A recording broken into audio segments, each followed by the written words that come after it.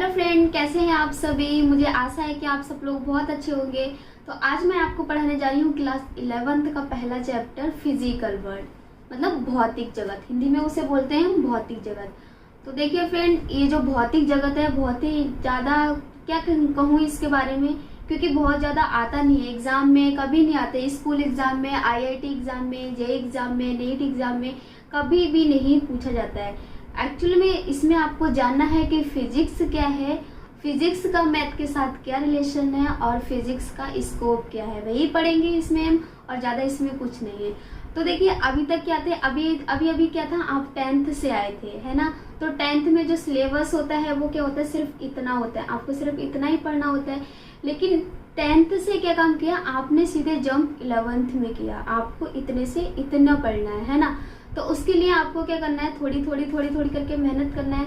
मैं ऐसा तो नहीं कहूँगी कि 11th का सिलेबस जो है वो 12th से ज़्यादा है, मैं ऐसा तो नहीं कहूँगी। अगर कहा जाए और देखा जाए तो क्या होता है, दोनों में इक्वल होता है। अगर 11th में आप प्रिपरेशन नहीं करेंगे, मेहनत नहीं करेंगे, तो 12th में थोड़ा मुश्किल होगा। तो इसीलिए इसको पढ़ना बहुत ज़रूरी है। तो मैं ललिता, स्वागत है आप सभी का आपके अपने चैनल वर्चुअल स्टडी पॉइंट में। देखिए आज हम सीखते हैं भौतिक जगत। ये आज हम पढ़ने वाले हैं भौतिकी जगत।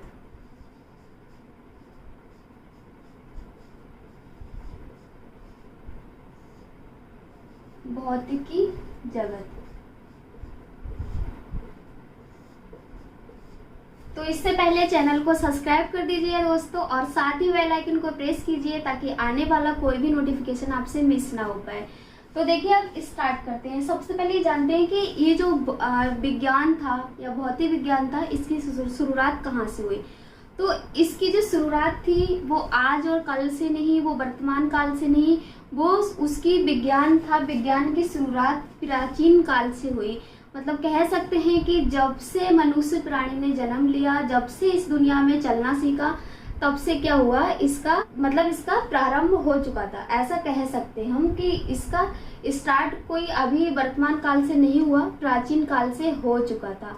तो देखिए फिजिक्स से क्या होता है, जो फिजिक्स होता है ना वो क्या होता है, विज्ञान की ब्रांच होती है, कह सकते हैं विज्ञान की शाखा होती है। जैसे कि एक वर्ड होता है विज्ञान।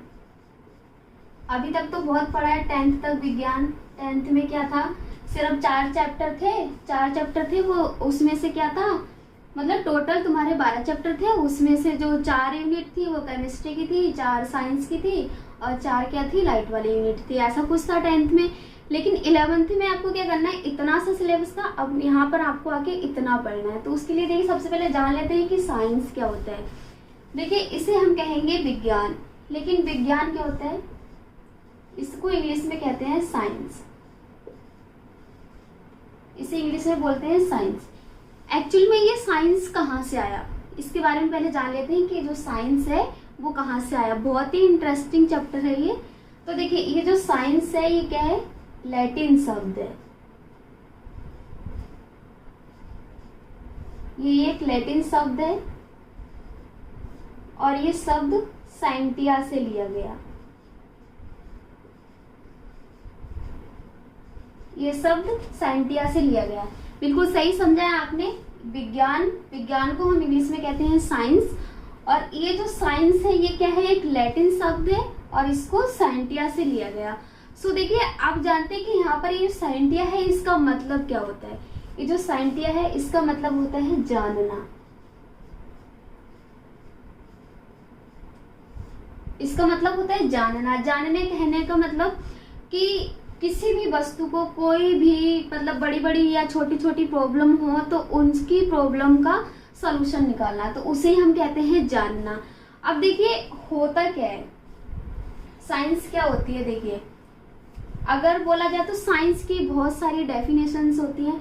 हम कह सकते हैं कि किसी घटना के क्रमबद्ध और क्या होता है उसके सुव्यवस्थित को संगठित करने को ही हम विज्ञान कहते हैं। मतलब कोई घटना होगी तो घटना के क्रमबद्ध और उसके सुव्यवस्थित संगठित ज्ञान को क्या कहते हैं, विज्ञान कहते हैं। अब देखिए भौतिक विज्ञान, जो हमारा भौतिक विज्ञान होता है,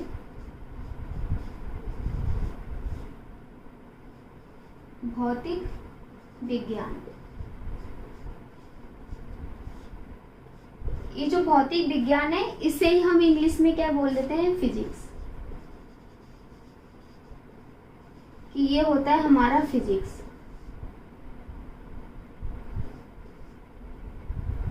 ये क्या होता है, फिजिक्स। तो अब देखिए यहाँ तक तो हमने जान लिया ये जो फिजिक्स है इसके क्या है, बहुत सारी डेफिनेशंस बन चुकी हैं, बनाई जाती हैं। और ये जो फिजिक्स होता है मतलब इसकी एक दो डेफिनेशन नहीं, इसकी बहुत सारी डेफिनेशन है।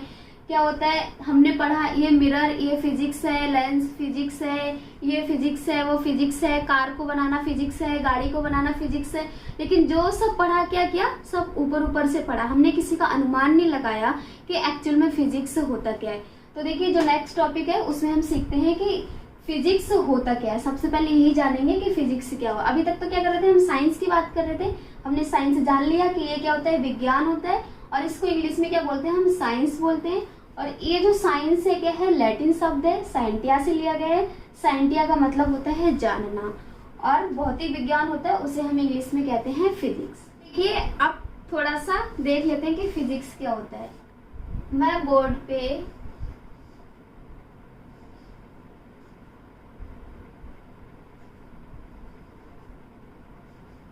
कुछ ऐसा लिखती हूँ, ये बोर्ड पे लिख दिया, ठीक है। अब आप लोग कहेंगे ये जो सा क्या है ना, जो भी है ये क्या है। तो मैं आपको बताना चाहूंगी ये एक्चुअली में होता क्या है। ये देखिए ये 15 सेंचुरी का वर्ड है, 15 सेंचुरी का वर्ड है, और ये ग्रीक भाषा होती है। ये एक ग्रीक भाषा होती है।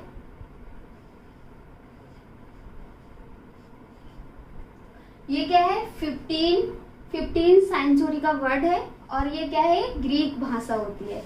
अब देखिए ये जो लेटर होते हैं, इस लेटर का मतलब होता है फ्यूसिस। इसका मतलब होता है फ्यूसिस।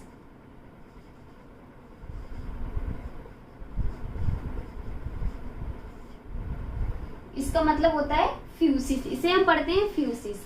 अब देखिए ये फ्यूसिस क्या होता है, फ्यूसिस को हम बोल देते हैं फिजिक्स। ये क्या है, फिजिक्स है। अब जानते हैं कि व्हाट इज फिजिक्स, फिजिक्स होता क्या है। तो देखिए फिजिक्स क्या है, फिजिक्स इज नेचर। फिजिक्स क्या है, नेचर। कि ये आसपास की दुनिया को समझाया जिसने, वो होती है फिजिक्स। इसलिए हम बोलते हैं कि फिजिक्स इज नेचर। फिजिक्स क्या है, नेचर। इसलिए हम बोलते हैं physics is nature. Physics is nature. तो अब देखिए ये तो हमने जान लिया। बार बार दिमाग में वही क्वेश्चन है कि फिजिक्स क्या होती है, व्हाट इज फिजिक्स। तो मैं आपको कैसे बताऊं व्हाट इज फिजिक्स। ये दिन से रात का होना, ये गर्मी से ठंडी का होना, ये बरसात का होना, वो चाय का गर्म रहना, है ना, वो समुद्र में लहरों का उठना, वो ज्वालामुखी का फटना, वो मेरी आवाज जो आप सुन पा रहे हैं, ये यूट्यूब पे वीडियो जो आप देख पा रहे हैं, वो टीवी पे स्क्रीन का बड़ा बनना, वो पिक्चर हॉल में स्क्रीन का बड़ा बनना जो आप बहुत आराम से देखते हो, वो आपके घरों में लाइट का जलना, वो आपके घरों में पंखों का चलना, ये सब के सब एक्सप्लेन हुए किससे, फिजिक्स से। सब के सब फिजिक्स से एक्सप्लेन हुए। इसलिए कहते हैं physics is basic law of nature. इसलिए बोलते हैं physics is basic law of nature. इसलिए इसे क्या बोलते हैं, physics is basic of law. ये आसपास की जितनी भी दुनिया है, ये आसपास की दुनिया को समझाया जिसने, वो है फिजिक्स। इसीलिए है ना, आप लोगों ने वो एक कहावत सुनी होगी, physics is the king of science why mathematics is the queen. ये आप और हम नहीं कह रहे हैं, बिल्कुल नहीं, ना मैंने कहा ना आपने कहा, किसी ने नहीं कहा, ये जमाना कहता है, ठीक है। तो इसे क्या बोलते हैं, इसे ही हमने फिजिक्स का नाम दे दिया कि ये आसपास की दुनिया है, ये आसपास की दुनिया को समझाया जिसने, उसे हम बोलते हैं फिजिक्स। अब देखिए ये जो फिजिक्स होती है, फिजिक्स इसे हम कहते हैं भौतिक विज्ञान।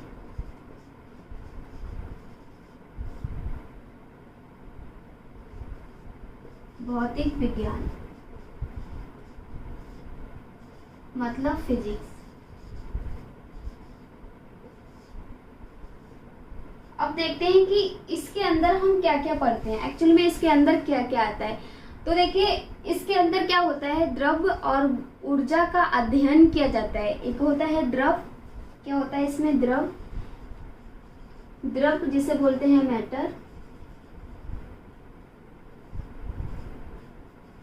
तथा ऊर्जा, ऊर्जा को बोलते हैं एनर्जी, का अध्ययन किया जाता है, का अध्ययन किया जाता है। हमने पढ़ा कि फिजिक्स के अंदर क्या क्या आता है। इसमें क्या होता है, द्रव तथा ऊर्जा का अध्ययन किया जाता है और इनके साथ साथ इनकी अन्वयन क्रिया का भी अध्ययन किया जाता है। वही कि इसमें ठोस क्या होता है, ये सब क्या होती है, गैस क्या होती है, उसका क्या करते हैं, हम अध्ययन करते हैं। तो देखिए अब हम पढ़ते हैं द्रव, कि द्रव क्या होता है। ये जो द्रव है इसे बोलते हैं मैटर। अब देखिए ये जो द्रव है इसकी क्या होती है, तीन अवस्था होती है। पहले तो ये द्रव होता क्या है, मतलब जिसका अनुमान हमें हो, जिस वस्तु को हम छू सके वो क्या होती है, द्रव होती है। अब देखिए इसकी अगर अवस्था की बात करें तो इसकी तीन अवस्था होती है द्रव की। जो हमारी पहली अवस्था, देखिए इसकी तीन अवस्था होती है।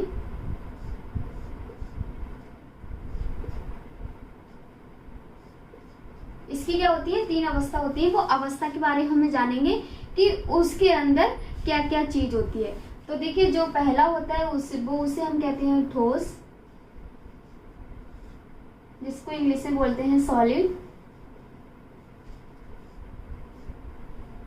और दूसरा होता है उसे हम बोलते हैं द्रव। ये है द्रव, ये वाला द्रव्य मत समझना क्योंकि ये द्रव है, ये अलग है। इसे हम बोलते हैं लिक्विड। और जो हमारा थर्ड होता है वो होता है गैस। गैस को तो गैस ही बोलते हैं, है ना। तो देखिए अब इन तीन चीजों के बारे में जानते हैं। सबसे पहले क्या किया हमने, द्रव के बारे में तो जान लिया कि द्रव क्या होता है। वह वस्तु होती है जिसे हम छू सकें, जिस वस्तु का हमें अनुभव हो, जिसमें ऐसी सारी जो वस्तु होती है, मतलब जिस वस्तु को बार बार वही चीज रिपीट में आ रही है, जिस वस्तु को हम छू सकें, जिसमें वह कोई भी चीज होती है, जैसे कि ये द्रव हो गया, इसका जो द्रव्यमान होगा वो क्या होगा, ये सब क्या होती है, ये सब आती है द्रव के अंदर। इसकी अवस्था की बात करते हैं। इसकी जो अवस्था होती है वो तीन अवस्था होती है। पहली होती है ठोस, दूसरी होती है द्रव, तीसरी होती है गैस। तो अब देखिए ये ठोस क्या होता है। ठोस अवस्था के बारे में पढ़ते हैं।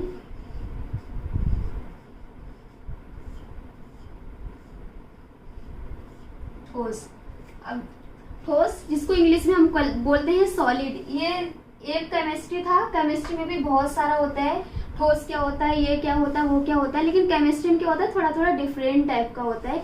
और उसकी जो डेफिनेशन होती है हमेशा टफ मानी जाती है, इसीलिए बोलते हैं ना कि जो केमिस्ट्री होती है उसको थोड़ा रटा जाता है। सॉरी जिसके केमिस्ट्री फेवरेट सब्जेक्ट है, लेकिन यहाँ पर हम फिजिक्स की बात कर रहे हैं। तो देखिए ठोस द्रव की वह अवस्था है जिसमें क्या हो, जिसका पदार्थ का द्रव्यमान क्या होता है, निश्चित होता है। ठोस वह अवस्था है, ठोस द्रव की वह अवस्था है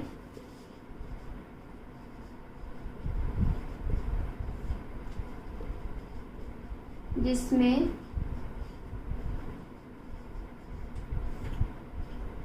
क्या बोलते हैं, ठोस द्रव की वह अवस्था है जिसमें क्या होता है, जिसमें पदार्थ का जो द्रव्यमान होता है वो निश्चित होता है। जिसमें पदार्थ का द्रव्यमान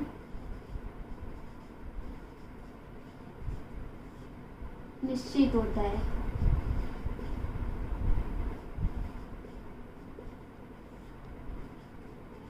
निश्चित होता है। तो अब देखिए ये जो ठोस है,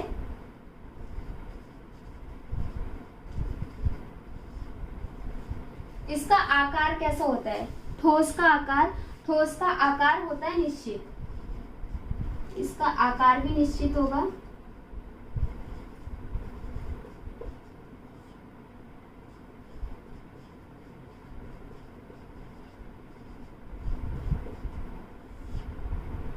इसका आकार भी निश्चित होता है और इसका आयतन भी निश्चित होता है।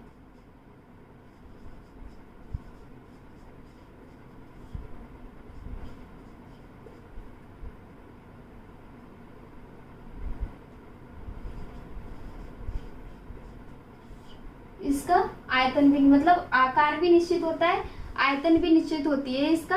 तो देखिए इसे हम क्या बोलते हैं? ठोस बोलते हैं। सपोज दैट हमारे पास क्या है? ये मार्कर है, ये मार्कर है। अब देखिए इसका जो आयतन होगा, मतलब इस मार्कर को हम यहाँ पर रख रहे हैं, इस मार्कर को यहाँ रखा, तो इसने क्या किया? इस मार्कर ने जितना आयतन घेरा, मतलब क्या है? ये तुरंत ही क्या हो जाएगा? यहाँ से ये भारी होता है थोड़ा, तो यहाँ से यहाँ तक नहीं आ पाया।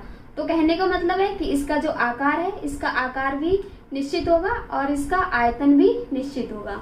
अब देखिए इसी प्रकार से क्या होता है? द्रव जान लेते हैं। द्रव क्या होता है?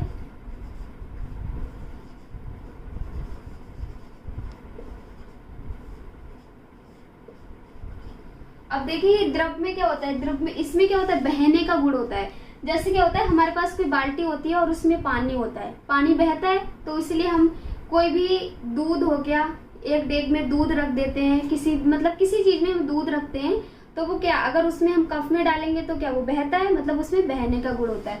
तो इसलिए हम बोल देते हैं कि द्रव में इसमें क्या होता है? बहने का गुण होता है, बहने का गुण होता है।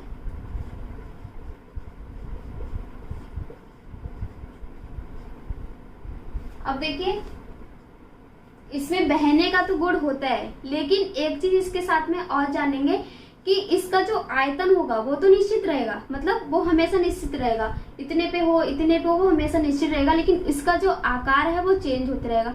सपोज दैट हमारे पास कोई भी कोको कोला की बोतल है, किसी भी चीज की बोतल है, या हम बोल देते हैं हमारे पास एक बोतल है, उसमें 2 लीटर दूध है उसमें, तो उसका जो मतलब जो बोतल होगी उसका जो आकार होगा, मतलब उसमें 2 लीटर दूध होगा, तो वहां पर जो लीटर होगा, मतलब 2 लीटर होगा, तो वो किसको रिप्रेजेंट करेगा? उसके आयतन पे, कि उसका आयतन जो है वो क्या है? निश्चित है, लेकिन उसका आकार है चेंज हो रहा है।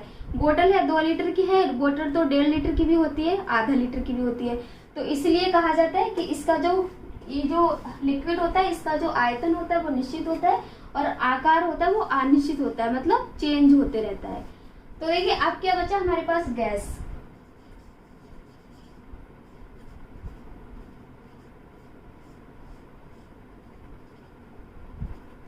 अब देखिए गैस तो द्रव की वो अवस्था है जिसमें ना तो इसका आकार निश्चित होता है, इसका मतलब इसका आकार आयतन कुछ भी निश्चित नहीं होता। कह सकते हैं जैसे कि छोटा सा एग्जांपल लेते हैं, हमारे पास कोई इतनी बड़ी शीशी है और उसमें क्या है? लिक्विड भरा है, मतलब कह सकते हैं कि उसमें गैस भरी है, या बोल सकते हैं कि ये जो मार्कर है इसके बराबर क्या है? एक शीशी है और उसमें कोई सी गैस भरी है। जी हाँ, हमने उसमें गैस भर दी।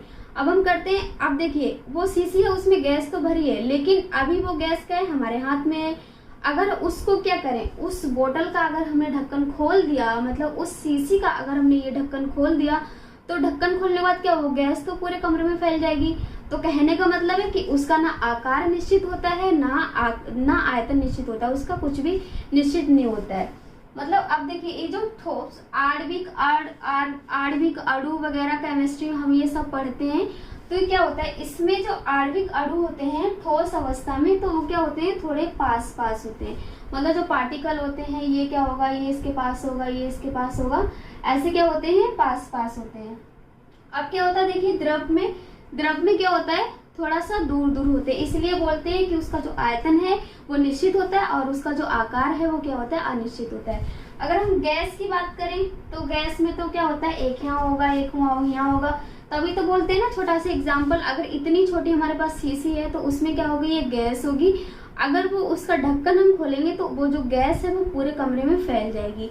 इसलिए हम बोलते हैं कि ये जो गैस होती है इसका ना आकार निश्चित होता है और ना ही इसका आयतन निश्चित होता है। देखिए हमने क्या किया, हमारे पास द्रव था, उसकी 3 अवस्था थी, हमने पढ़ ली। पहला जो हमारा था वो ठोस था, और दूसरा था वो द्रव था, और तीसरा जो था वो गैस थी। हमने तीनों पढ़ ली। अब बात करते हैं हम एनर्जी की कि ऊर्जा क्या होती है। तो देखिए ऊर्जा मतलब एनर्जी क्या होती है, इसको हम कहेंगे कार्य करने की क्षमता। जो कार्य करने की क्षमता होती है, अब देखिए कार्य क्या होता है, कार्य तो हम लोग भी करते हैं, एक वस्तु भी करती है, सब करते हैं। क्योंकि कार्य करने की क्षमता मतलब क्या है, हम एक इंसान है, अगर हम खाना खाते हैं तो उसका भी मतलब होता है कि हम कार्य कर रहे हैं। तो उसे हम बोलते हैं कि कार्य करने की क्षमता। जो कार्य करने की क्षमता होती है उसे हम क्या बोलते हैं, ऊर्जा बोलते हैं। कार्य करने की क्षमता। अब देखिए ये ऊर्जा है, ऊर्जा ये बहुत प्रकार की होती है। मतलब इसको कोई डिफाइन नहीं किया जा सकता कि कितने प्रकार की है। जैसे कि देखिए प्रकाशीय ऊर्जा हो गई, प्रकाशीय ऊर्जा, ध्वनि ऊर्जा, गतिज ध्वनि ऊर्जा, गतिज ऊर्जा,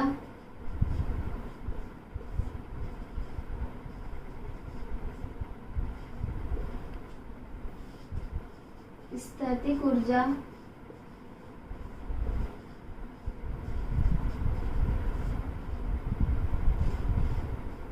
तो ये ऊर्जा जो होती है बहुत प्रकार की ऊर्जा होती है। जैसे कि क्या होती है, वैद्युत ऊर्जा होती है, वैद्युत ऊर्जा, ऊष्मीय ऊर्जा,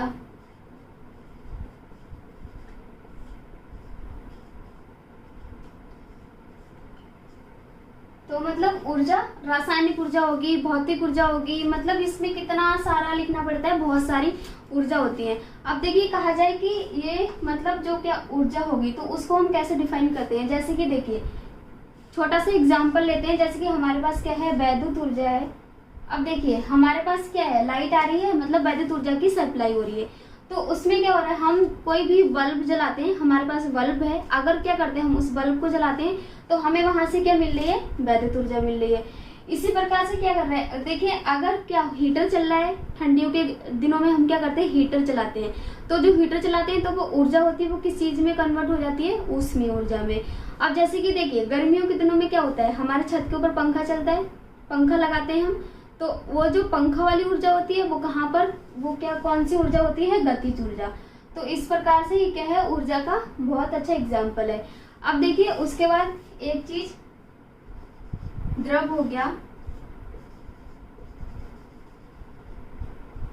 जिसे हम मैटर बोलते हैं, और ऊर्जा।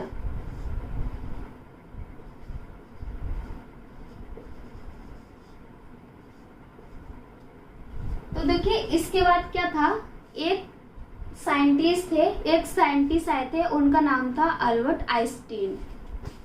उनका नाम था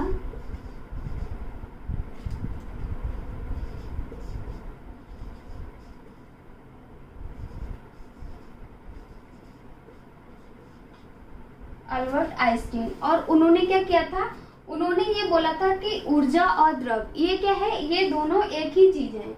मतलब अगर ऊर्जा क्या है, कार्य करने की क्षमता होती है, तो ये भी कार्य करने की क्षमता होगी। उन्होंने कहा कि ये दोनों अलग है ही नहीं, ये दोनों एक ही चीजें हैं। तो उन्होंने क्या किया, बहुत प्यारी सी एक इक्वेशन दी इन दोनों के संबंध में, बहुत प्यारी सी इक्वेशन थी। वो इक्वेशन थी E=mc²। ये इक्वेशन दी थी उन्होंने द्रव और ऊर्जा के संबंध में। ये जो E था यहाँ पर, E रिप्रेजेंट करता है एनर्जी के लिए, M रिप्रेजेंट करता है मास के लिए। अब क्या बचा हमारे पास, C²। C² होता है स्पीड ऑफ लाइट स्क्वायर। और यहाँ पर ये जो c है, c की वैल्यू होती है c equal to 3 into 10⁸ metre per second. ये क्या होती है c, ये जो हमारे पास न्यूमेरिकल होते हैं उसमें बहुत ज्यादा ये वैल्यू पूछी जाती है, तो ये वैल्यू याद रखना है। c की वैल्यू होती है 3 इंटू 10⁸ मीटर पर सेकेंड। तो देखिए हमारे पास एक बहुत ही प्यारा टॉपिक है यूनिफिकेशन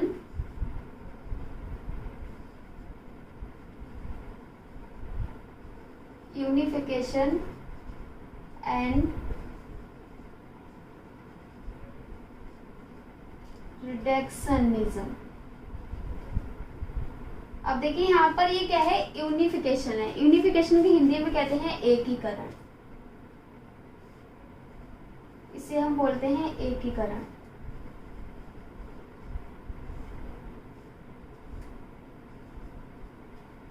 इसका मतलब होता है एकीकरण, मतलब कहने का मतलब है कि जितने सारे लॉ हैं, मतलब जो हमारी एनसीईआरटी है, एनसीईआरटी की बुक कहती है कि ढेर सारे फिनोमिनास के, जितने सारे फिनोमिनास है उनको क्या करना, सिर्फ एक ही सिंगल लॉ से एक्सप्लेन करना। वो सारे के सारे क्या है, यूनिफिकेशन।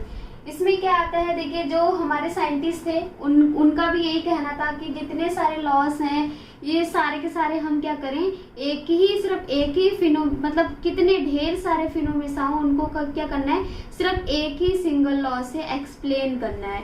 तो देखिए जैसे कि क्या हो गया, जैसे कि देखिए एप्पल का गिरना,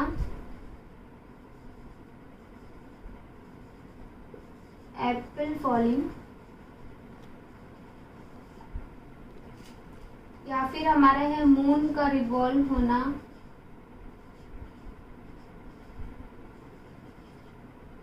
या फिर हम कहेंगे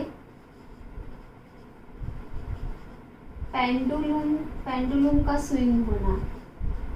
ये सारे के सारे एक्सप्लेन हुए बाय फिजिक्स से, और इसे हम कहते हैं लॉ ऑफ ग्रेविटेशन।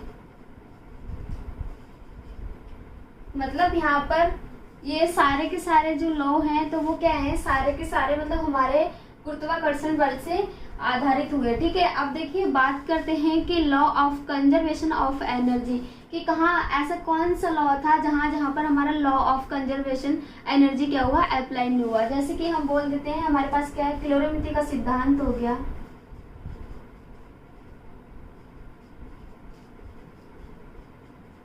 कैलोरीमेट्री का सिद्धांत,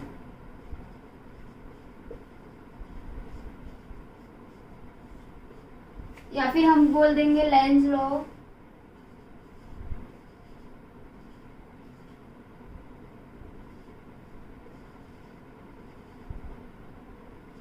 या फिर हम बोलेंगे Bernoulli theorem.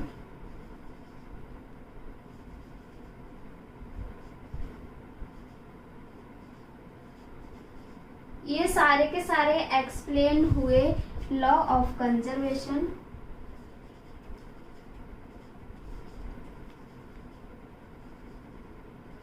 Law of conservation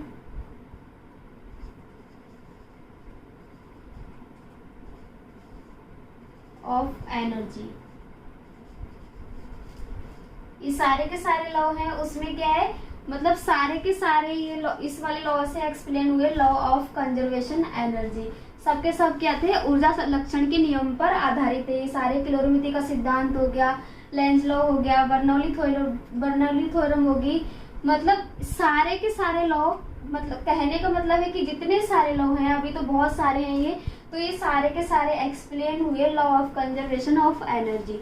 अब देखिए उसके बाद में क्या आता है, हमारे एक साइंटिस्ट थे स्टीफन हॉकिंग।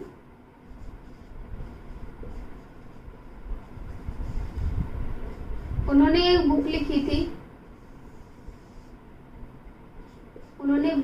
थी, the theory of everything.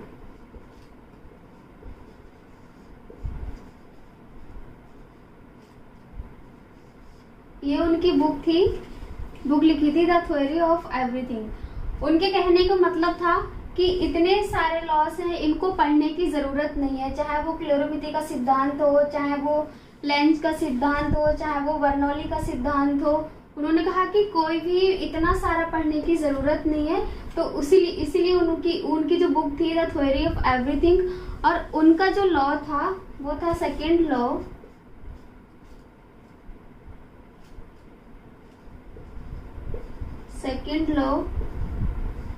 Of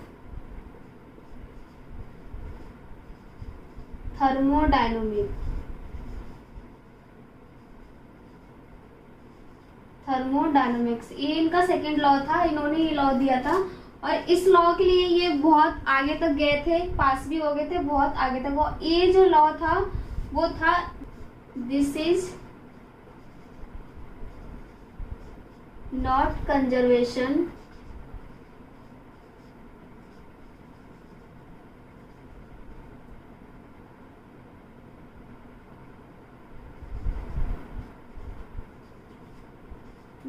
conservation of energy.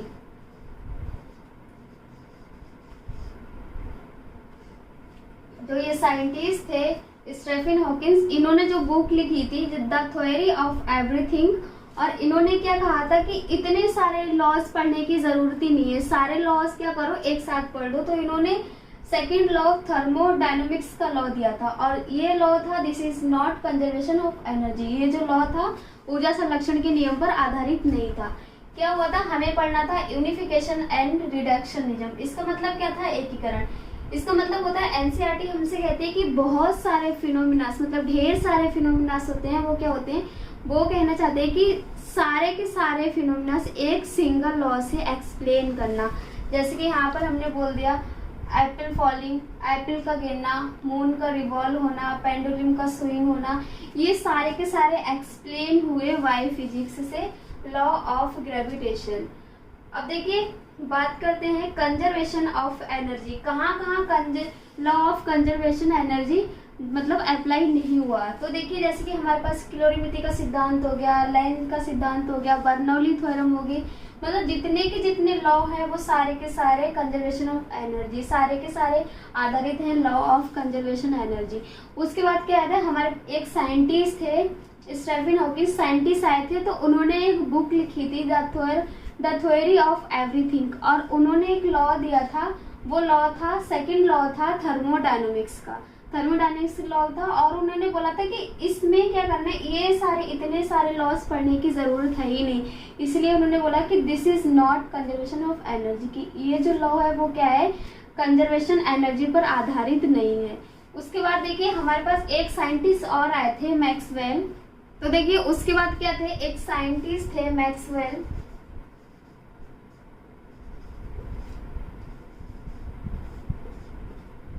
इन्होंने क्या किया था, 4 इक्वेशन दी थी।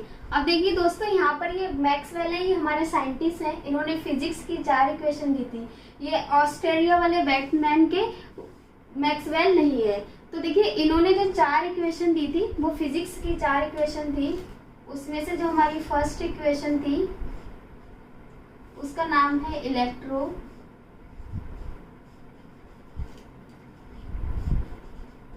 इलेक्ट्रोस्टैटिक्स।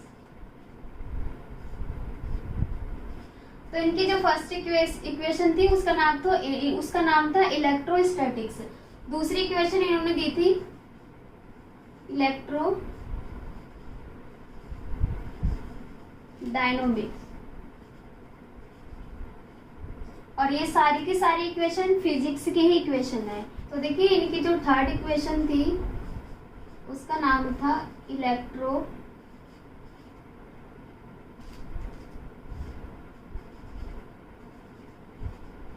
Electromagnetism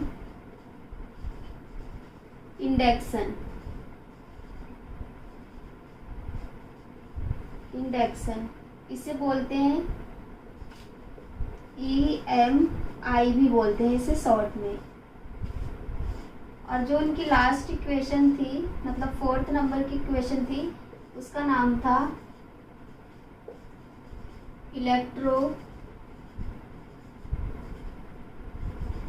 magnetic waves. ये जो मैक्सवेल थे उनकी 4 इक्वेशन थी।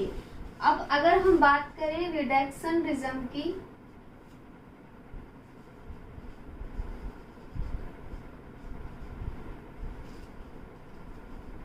रिडक्शनिज्म, इसमें ज्यादा कुछ नहीं था, इसके बारे में आपको ज्यादा कुछ बताऊंगी भी नहीं।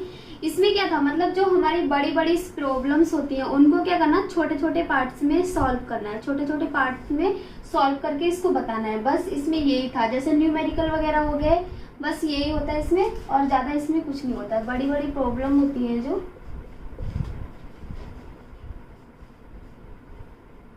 बड़ी बड़ी प्रॉब्लम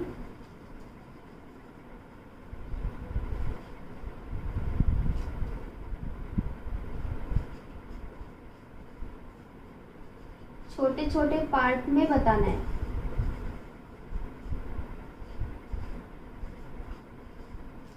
बड़ी बड़ी प्रॉब्लम्स को क्या करना है, छोटे छोटे पार्ट में सॉल्व करके बताना है, बस यही था और ज्यादा ही कुछ ही नहीं था। उसके बाद के हम पढ़ते हैं स्कोप ऑफ फिजिक्स।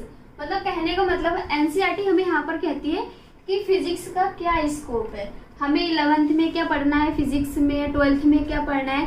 मतलब कहने का मतलब है कि जितना सारा सिलेबस है हमें 2 साल में कंप्लीट करके पढ़ना है। 11th और 12th का 2 साल में पूरी फिजिक्स पढ़ लेनी है।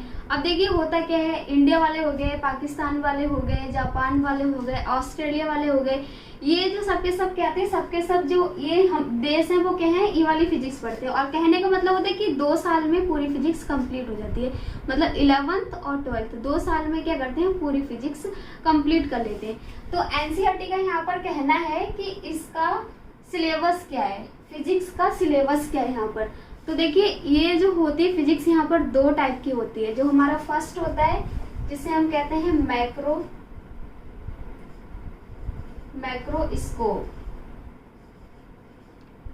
मैक्रोस्कोप, और दूसरा हमारा होता है उसे हम बोलते हैं माइक्रोस्कोप।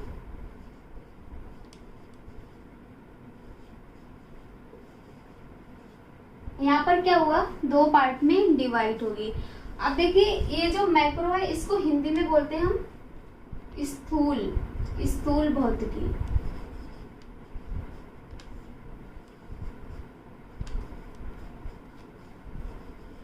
स्थूल भौतिकी। माइक्रो को बोलते हैं हम सूक्ष्म भौतिकी।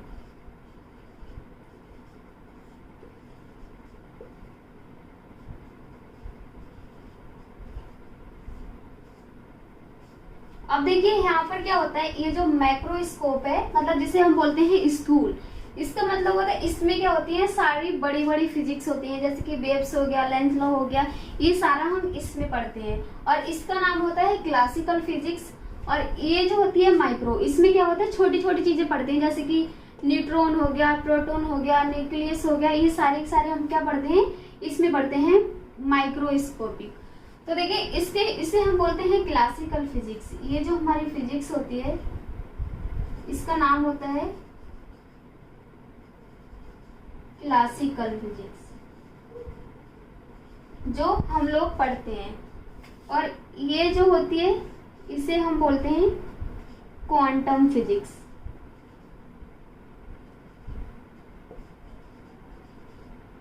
इसे बोलते हैं हम क्वांटम फिजिक्स। अब देखिए इसके अंदर क्या पढ़ते हैं और इसके अंदर क्या पढ़ते हैं, उस चीजों को हम जानेंगे। इसमें जो होती है, इसमें हम 4 तरीके की फिजिक्स पढ़ते हैं। वो जो फिजिक्स होती है वो से कुछ 11th में पढ़ा जाता है, कुछ 12th में पढ़ा जाता है। और ये जो फिजिक्स होती है तो ये मॉडर्न फिजिक्स होती है। इसमें एटॉमिक स्ट्रक्चर क्या हो गया, न्यूट्रॉन क्या हो गया, प्रोटॉन को क्या हो गया, वो सब हम पढ़ते हैं। जो क्या करते हैं, हम केमिस्ट्री में भी पढ़ते हैं।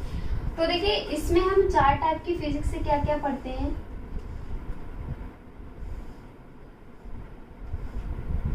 जो हमारा फर्स्ट होता है मैकेनिक्स,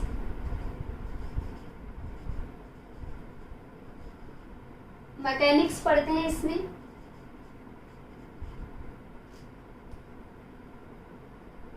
इसको यांत्रिक भी बोला जाता है।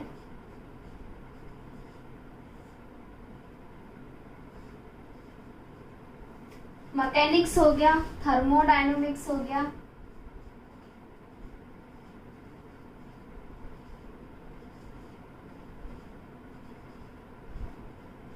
थर्मोडायनामिक हो गया,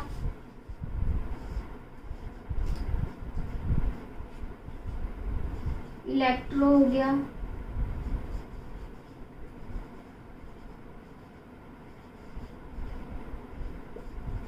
इलेक्ट्रोमैग्नेटिक हो गया, और क्या हो गया, ऑप्टिक्स। और इसमें जो फिजिक्स पढ़ी जाती है उसे हम बोलते हैं मॉडर्न फिजिक्स। अब देखिए जो ये वाली फिजिक्स है इसमें तो छोटी मोटी चीजें पढ़ी जाती हैं, तो इसको छोड़ देते हैं। हम इसको लेके चलते हैं कि इन 4 चीजों में इसमें क्या क्या सिलेबस होता है। अब देखिए जो ये हो गए ये 2, इसमें 11th क्लास की फिजिक्स होती है, ये हम पढ़ते हैं 11th में। मतलब ये जो 2 तरीके की फिजिक्स होती है, मैकेनिक्स और थर्मोडायनेमिक, इसको 11th में पढ़ते हैं। अब हमारे पास क्या 2 बचा, इलेक्ट्रोमैग्नेटिक एंड ऑप्टिक्स, इसको पढ़ते हैं हम 12th में। डिवाइड हो गई। करना क्या है, बस जितनी भी फिजिक्स है हमें क्या करना है, ये 2 साल में कंप्लीट करनी है, 2 साल में पढ़ना है। तो अब देखिए मैकेनिक्स के अंदर क्या क्या पढ़ते हैं। मैं आपको चैप्टर का नाम तो नहीं बताऊंगी, बस ऐसे बता दूंगी इसके अंदर क्या क्या पढ़ा जाता है, बस वो बताने जा रही हूँ। तो देखिए सबसे पहले मैकेनिक्स।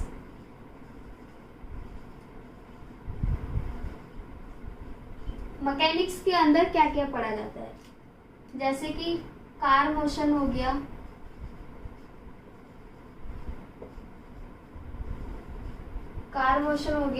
फ्रिक्शन हो गया,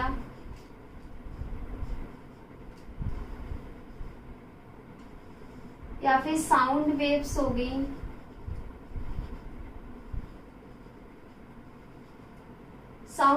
हो गया, या फिर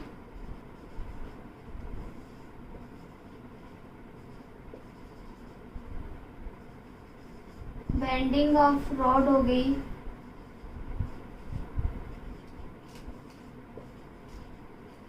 लॉ ऑफ मोशन हो गया,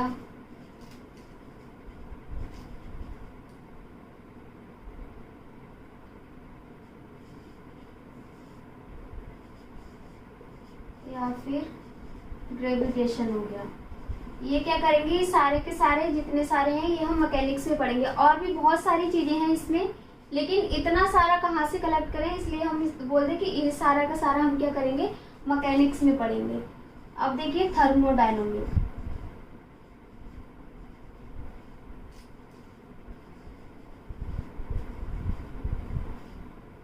थर्मोडायनामिक में क्या पढ़ते हैं, जैसे कि हीट हो गया,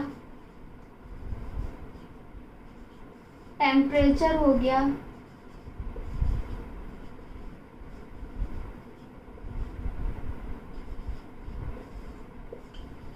लॉस हो गए सारे, या फिर हीट इंजन हो गया,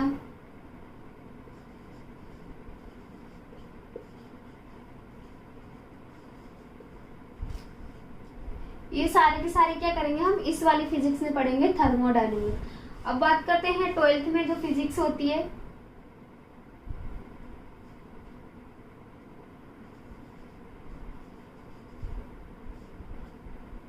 इलेक्ट्रोमैग्नेटिक।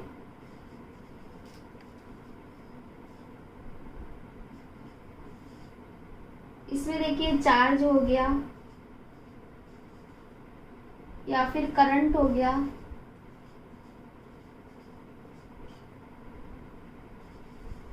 फील्ड हो गया, ये सारे के सारे ये फिजिक्स हमें क्या करनी है, किरचॉफ का लॉ हो गया,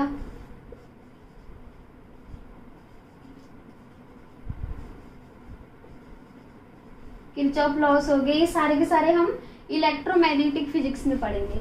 अब हमारे पास बचता है ऑप्टिक्स।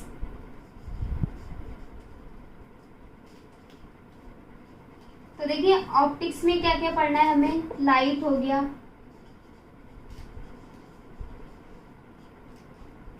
मिरर हो गया, ये सारी की सारी चीजें हैं, ये क्या पढ़ेंगे हम ऑप्टिक्स वाली में पढ़ेंगे।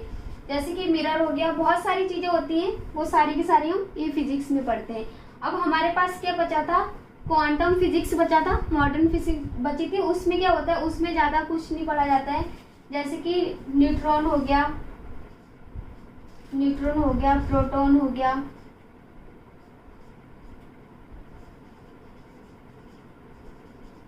एटॉमिक स्ट्रक्चर हो गया,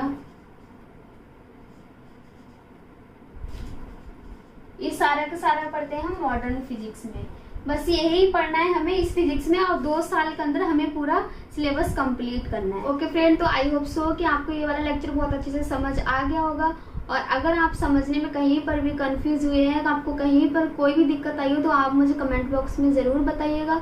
और साथ ही वीडियो को शेयर कीजिए ढेर सारा, और चैनल को सब्सक्राइब कीजिए, बेल आइकन को प्रेस करना कभी मत भूलिएगा, ताकि आपको मेरे चैनल से आने वाला सारे नोटिफिकेशन आपको सबसे पहले मिल पाए।